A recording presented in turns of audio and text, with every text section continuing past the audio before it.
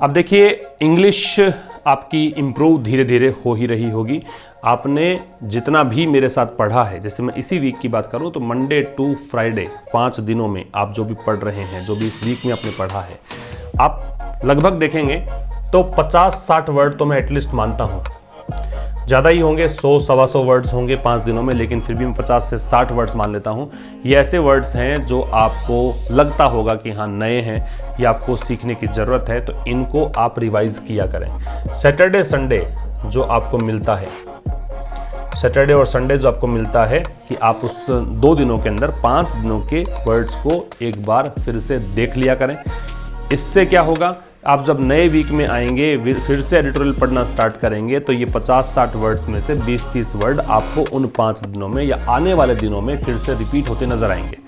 Editorials में मैंने जो ऑब्जर्व किया है वो यही किया है कि 2 साल 2.5 साल से मैं एडिटोरियल पढ़ा रहा हूँ, इन सभी में काफ़ी सारी चीज़ें रिपीट होने लग जाती हैं। ठीक है, बहुत सारी चीज़ें, मतलब इतने ग्रामेटिकल कॉन्सेप्ट्स जो हैं वो रिपीट होते हैं, इतने वर्ड्स रिपीट होते हैं कि जब अगर आपने 1-1.5-2 साल एडिटोरियल पढ़ा तो निश्चित रूप से आपको चीज़ें घूमती भी नज़र आएंगी, चीज़ें वहीं पर आने शुरू हो जाएंगी जहां से आपने स्टार्ट किया था। मीन्स आपको कुछ एक्स्ट्रा करने की आवश्यकता नहीं पड़ेगी, आपको इंग्लिश टेक्स्ट पढ़ने की हैबिट पड़ जाएगी, और ये हैबिट आपको एग्जाम में कॉम्प्रिहेंशन में अच्छे मार्क्स दिलाएगी। तो अगर आप क्लोज टेस्ट, पैराजंबल और पैसेज, जो किसी भी एग्जाम का इंटीग्रल पार्ट है, चाहे वो एसएससी हो, चाहे बैंक हो, चाहे एनडीए हो, चाहे सीडीएस हो, चाहे कैट हो, ऐसे कोई भी एग्जाम की बात करें जिसमें इंग्लिश आती है, पूछी जाती है, वहाँ पे कॉम्प्रिहेंशन ज़रूर आपसे पूछा जाएगा।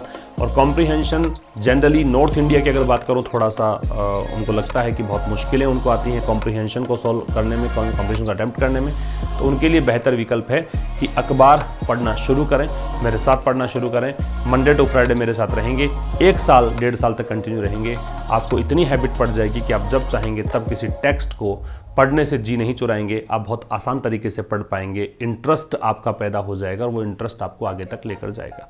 कॉम्प्रिहेंशन में मार्क्स अच्छे आ गए तो ग्रामर हम सभी की लगभग एक जैसी सी होती है, रूल्स रटा के जैसे भी करके इतनी प्रैक्टिस हम लोग कर लेते हैं कि मार्क्स आ ही जाते हैं। तो ग्रामर सबका एवरेज है, कॉम्प्रिहेंशन अच्छा कर लीजिए, और अगर आपने अखबार पढ़ा तो वोकैब भी आपकी और लोगों से ज़्यादा साउंड होगी। तो वोकैब अच्छी, कॉम्प्रिहेंशन अच्छा, और ग्रामर भी हम रट नहीं रहे हैं, सीख रहे हैं, एप्लीकेबिलिटी सीख रहे हैं कि कैसे उसकी एप्लीकेशन है, किस तरीके से उसको अप्लाई करना है, ये आप सीख रहे हो। तो ये सब चीज़ें आपको अच्छे मार्क्स दिलाएगी किसी भी कॉम्पिटिटिव एग्जाम्स में।